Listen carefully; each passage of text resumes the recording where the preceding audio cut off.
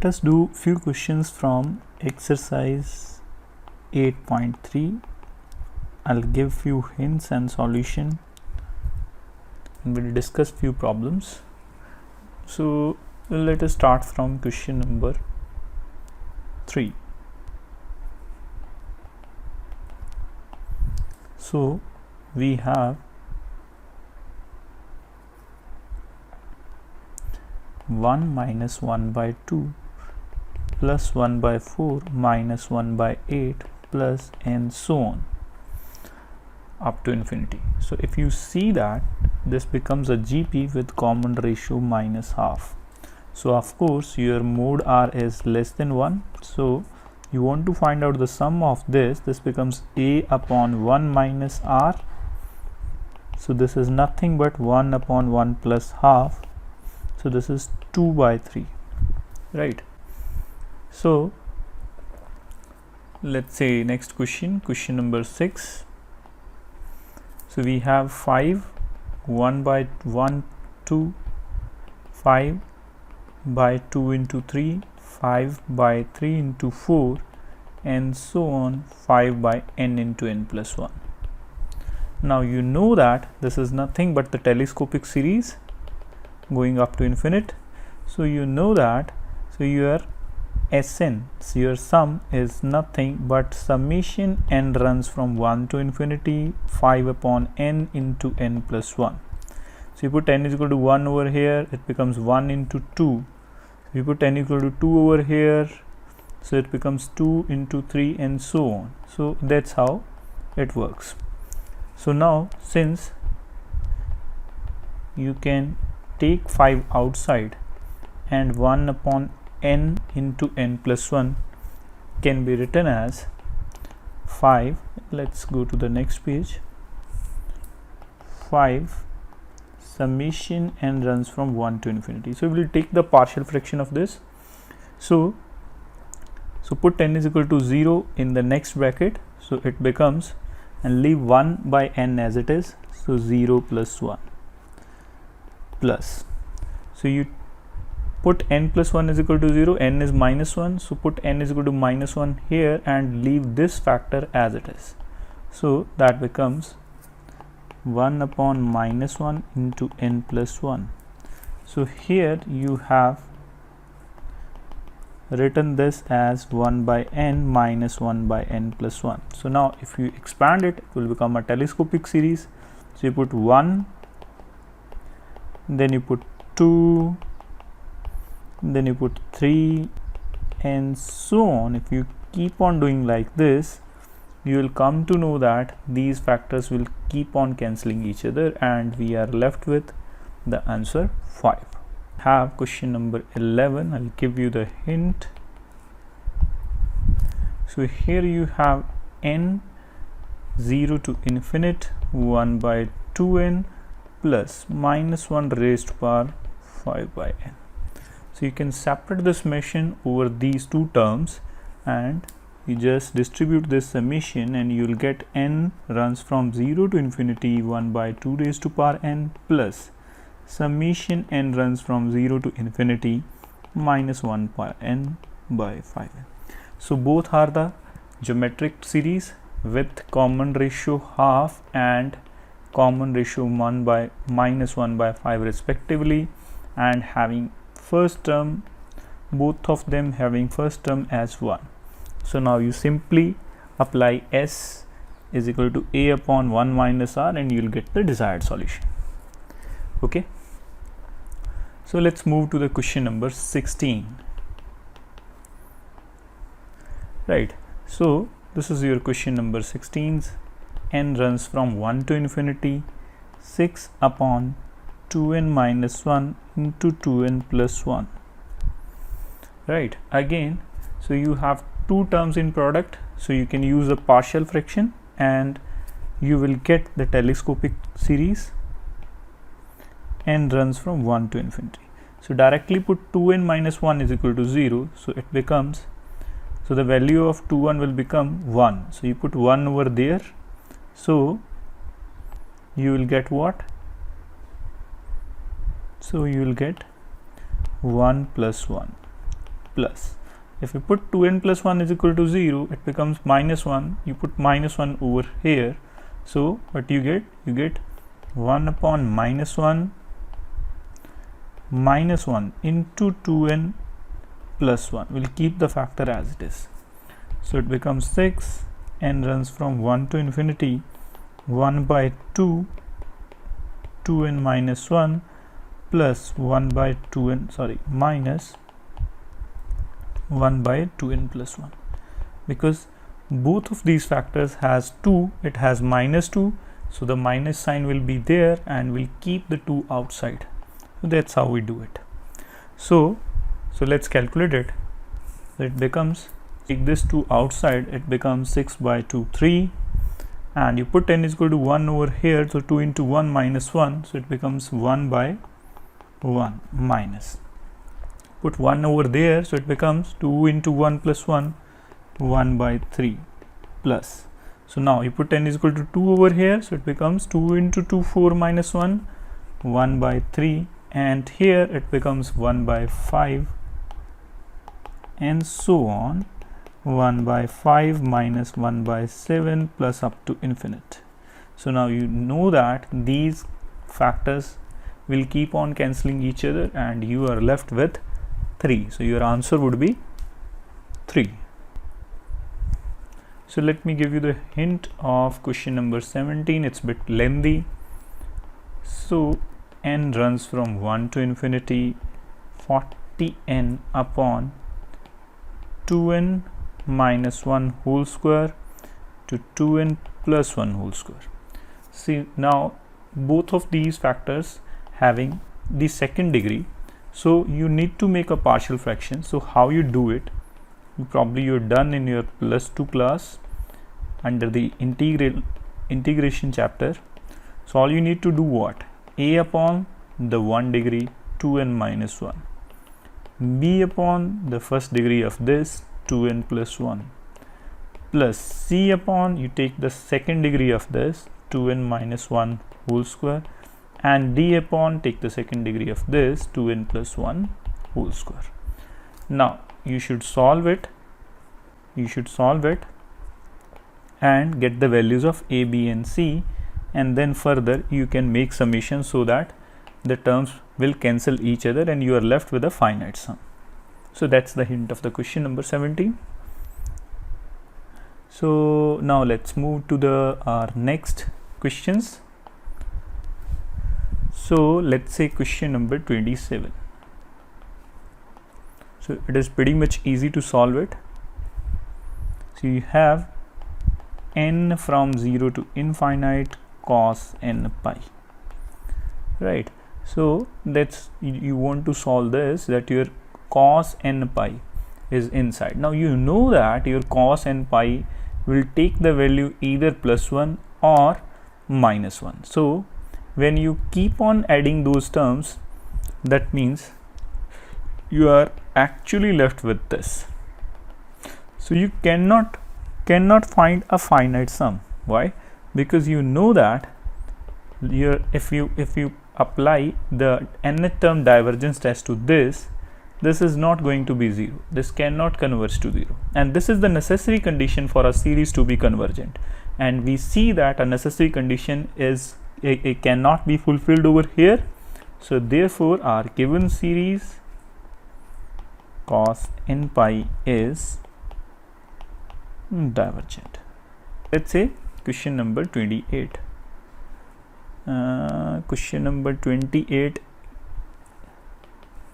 So it's like summation n runs from 1 to infinity cos n pi upon 5 raised to power n. Now see, these two things are different. It was cos n pi and in denominator it was 1, but here in denominator we have 5 raised to power n. Now if you see that, it becomes a valid GP where you can always find the sum, right? Because your a is 1 over here and your r is minus 1 by 5. Of course the mode r is less than 1, so you can always find s infinity in this case, which is a upon n minus 1 minus r. So it becomes 1 upon 1 minus 1 by 5. So 1 upon 6 by 5, so the answer would be 5 by 6, right? So our next question is question number 30.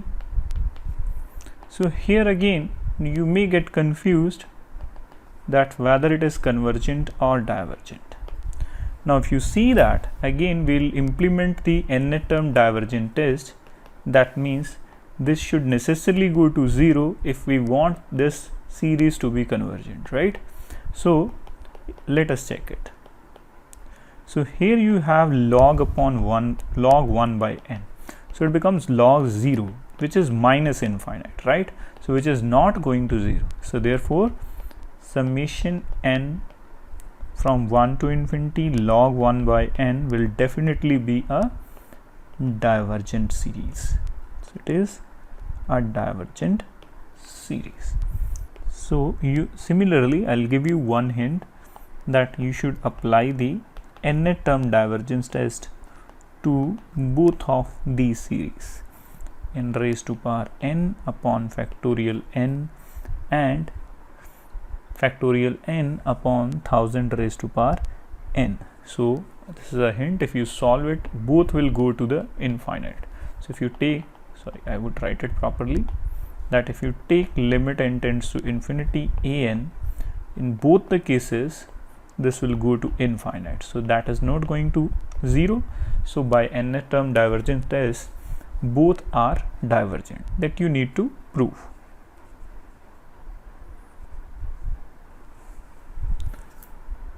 Question number 39.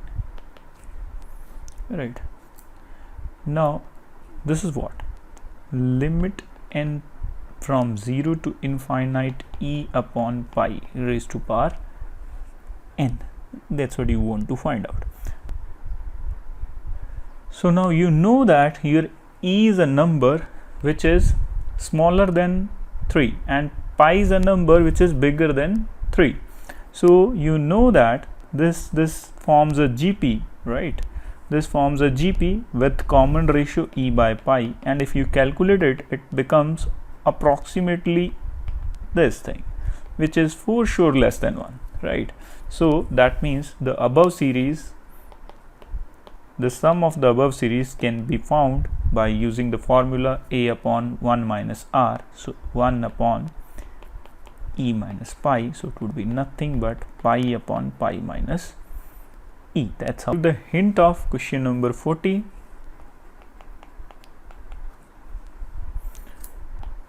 So the question is, n runs from 0 to infinite, e raised to power n pi, sorry, e raised to power n, yes, n pi and pi raised to power n e, right? So can I write it in this way, that you in both the terms you see that this n is over there, right? So we can write it as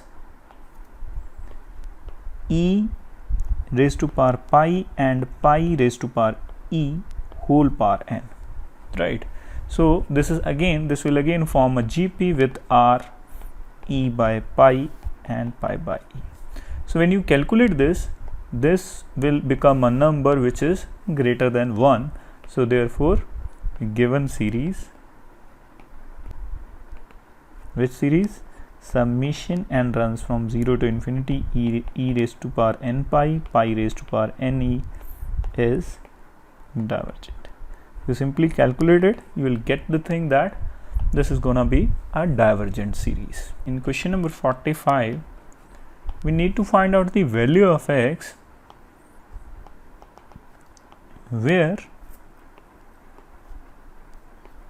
this series is convergent, right? Now if you see this series, we can rewrite it as 2x raised to power n. So now this series, so we need to find out the values of x for which this series is convergent. Now since this is a GP, so this will be convergent if your r mod r is less than 1. And what is your r over here? 2x. So all we need to find out, mod 2x is less than 1. So that means 2x should lie between minus 1 and 1, and of course your x will lie between x should lie between minus half and half. That's what we want. So if this thing happens, our series will converge, and will converge to what? Will converge to S, which is a upon 1 minus r. That means 1 upon 1 minus r, which is 2x. So if this series is convergent, then this will converge to 1 upon 1 minus 2x. That's what we need. Okay, so let's move to the next part. Question number 49, right? So it is your question number 49, that is n runs from 0 to infinity sine nx. So now you have r to be sine x, right? So you know that your series will converge only if your mode r should be less than 1, and we know that the sine x always lies between minus 1 and 1. But we want strict inequality here. Why? Because if your sine x is 1, then this thing will be divergent.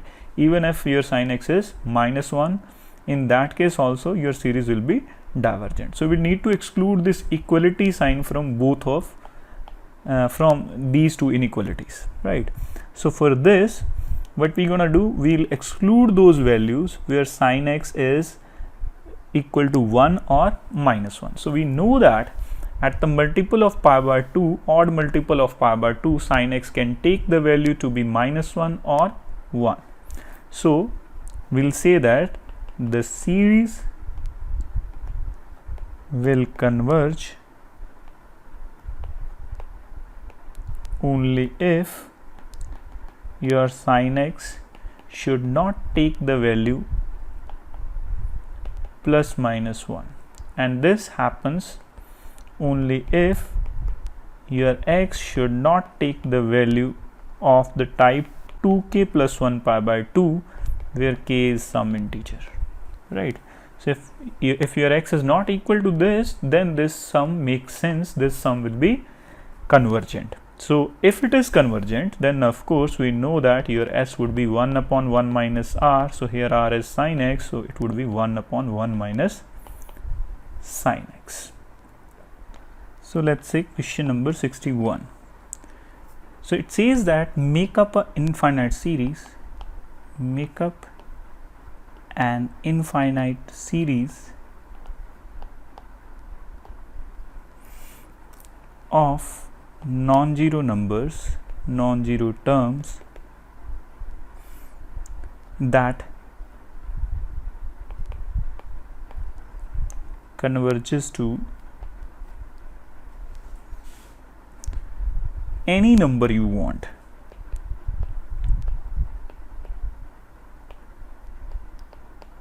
It's pretty much easy, right? How? So first of all, you try to construct a series whose sum is 1.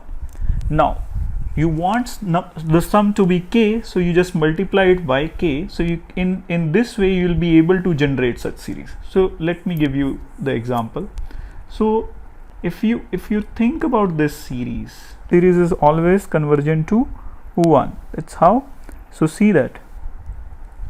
So this becomes what? Half square and so on up to infinity. So a is your half upon 1 minus r, and that's again what? Half. So half upon half, this becomes 1.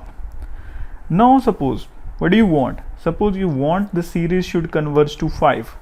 So you want to construct a series whose sum is equal to 5. So all you need to do is what? So you make the series to 5 times 1 by 2 raised to power n.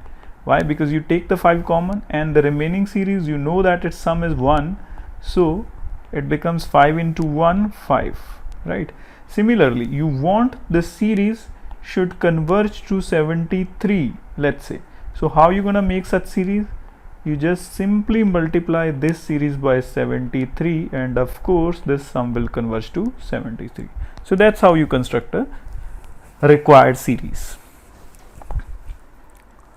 Now let's say question number 63.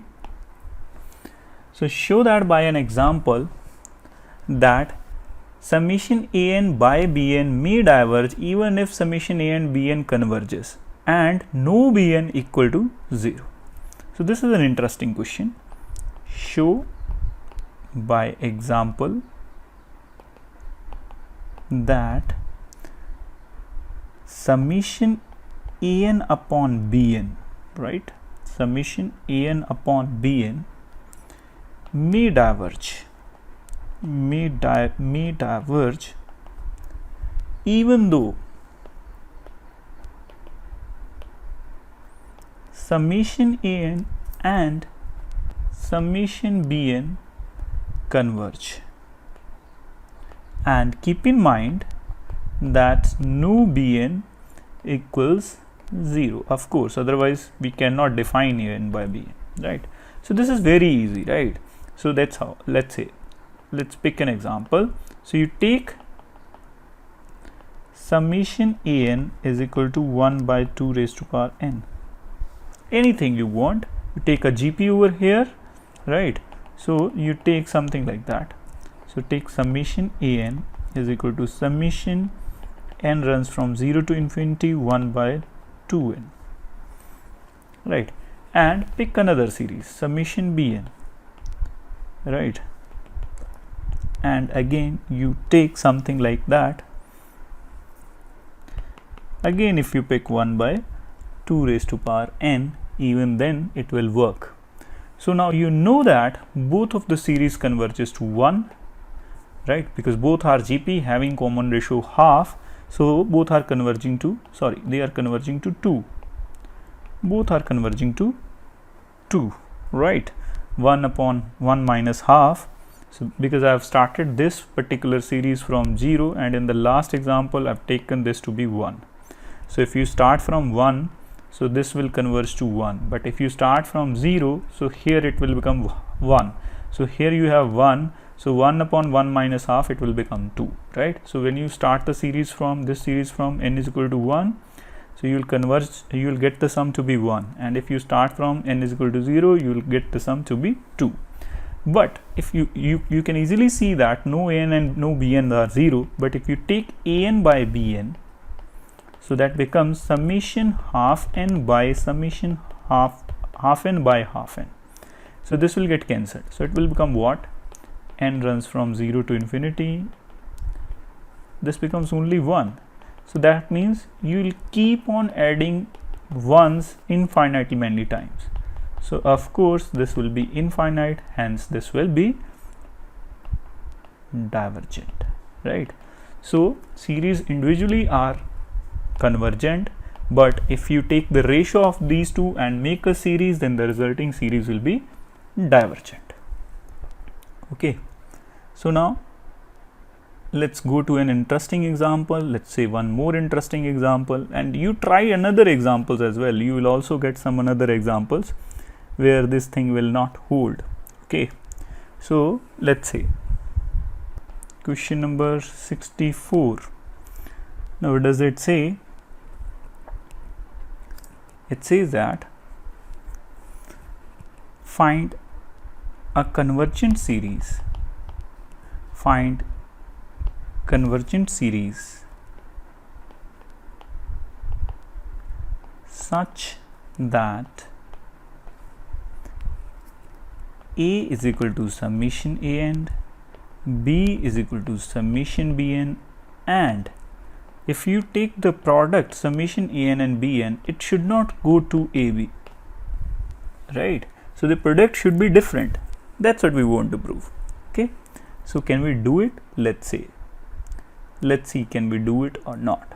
Okay, so try to make such series, right? So let's say you take An is 1 by 3 raised to power n. N runs from 0 to infinity. So it becomes what? A upon 1 minus r. A upon, this becomes 3 by 2. Now you pick another one, 1 by 4 raised to power n. So this becomes 1 upon 1 by 4, 1 upon 3 by 4, that becomes 4 by 3. Right. Now you take An and Bn. that means 1 by 3n into 1 by 4n, it becomes, right, it becomes what? 1 by 12n. So 1 upon 1 minus 1 by 12, so it becomes 1 upon 11 by 12, it becomes 12 upon 11, right? But if you take the product of these two, AB, so here you have A, here you have B, right? So if you can see that this is your A, sum of the series, and this is your B, summation B. So in place of A we have 3 by 2, in place of B we have 4 by 3. So now if you take AB, 3 by 2 into 4 by 3, it becomes 2. And but if you take summation n runs from 0 to infinity an and bn, this was 12 by 11, which was not equal to AB, which is equal to 2, right? So that means this is our required example. So generally it doesn't hold, right? Summation an and bn is not equal to AB, generally it doesn't hold, and that's what we wanted to prove.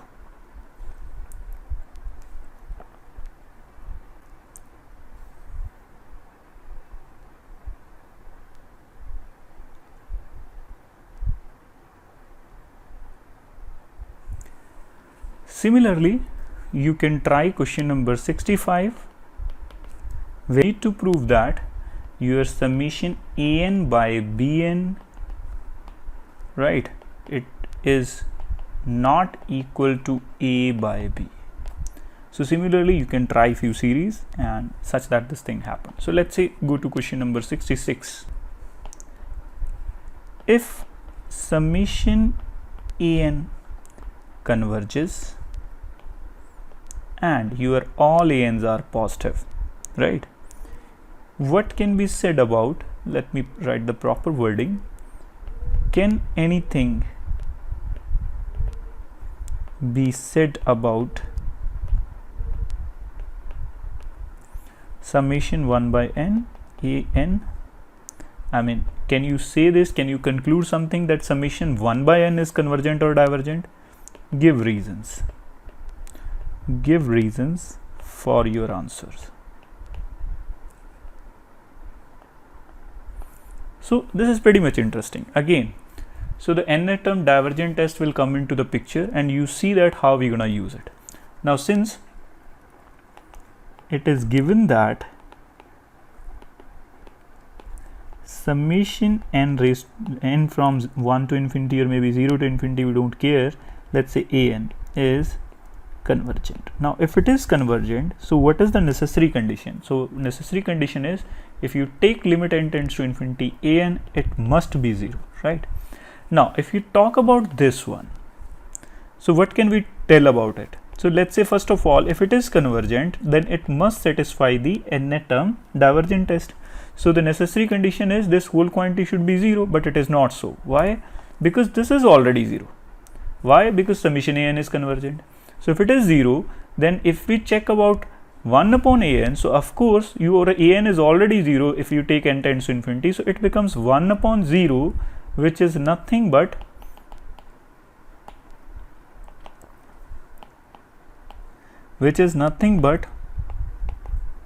infinite, right?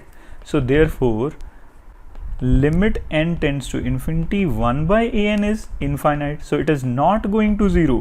This series doesn't satisfy the necessary condition of convergence. That means it has to be divergent. So therefore by nth term divergent test,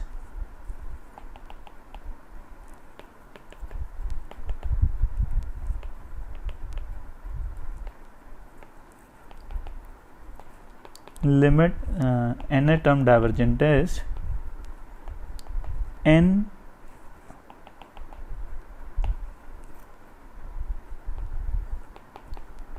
is divergent, right? So that's what we wanted to prove.